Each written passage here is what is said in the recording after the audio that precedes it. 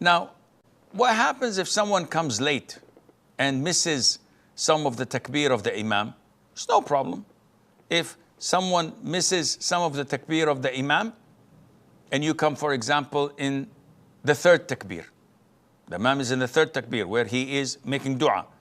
You say Allahu Akbar and you recite your Fatiha. The imam says Allahu Akbar, the fourth takbir, where he will conclude.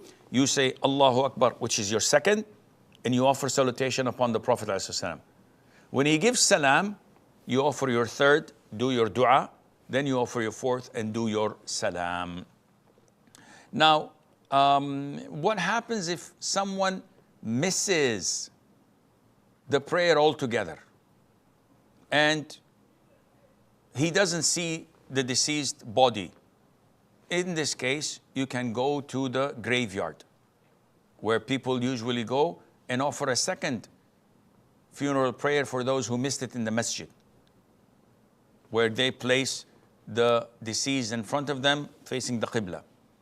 If you miss that as well and the deceased is already buried, then you go to the grave and you make the grave between you and the Qibla, you're facing the Qibla, and you offer the same funeral prayer as done. Okay, is it part of the Sunnah to offer the funeral prayer for someone who's not there, in absentee, for example? This is known as Salat al-Ghaib. The Prophet did this, alayhi salatu wasalam, only once, when the Najashi has died. And the Najashi is the Negus, or the king of Ethiopia. We all know what he had done to Islam and how he sheltered the Muslims, Ja'far ibn Abi Talib and those who migrated to his country, and what he had done to them. So when he accepted Islam, no one around him was Muslim. So the Prophet ﷺ, when he died, he informed the Muslims that he had died, and he gathered them and faced the Qibla and offered the funeral prayer.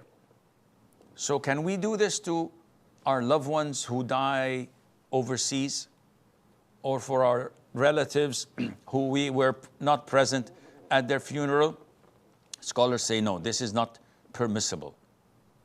It is only permissible with two conditions. One, either that the deceased had no Muslims around him to offer such a prayer, such as a Muslim who dies in a kafir country and there were no Muslims with him and the kafirs bury him.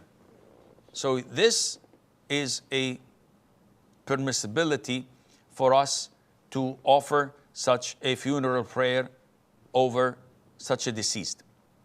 The second possibility is when the person who died and he's absent, he's not in our country, is someone of great benefit to the Muslims, such as a scholar, such as a righteous ruler and leader, such as a rich man who benefited the Muslims all over the place. Okay, finally, what is the ruling on offering funeral prayer upon someone or a miscarriage? Now, a miscarriage is one of two. Either the fetus was below 120 days. And if the fetus was below 120 days, this means that the soul was not breathed in. So it was not a full-fledged human being. And hence, scholars say that such a fetus is not prayed upon, funeral prayer. Rather, it is shrouded and buried.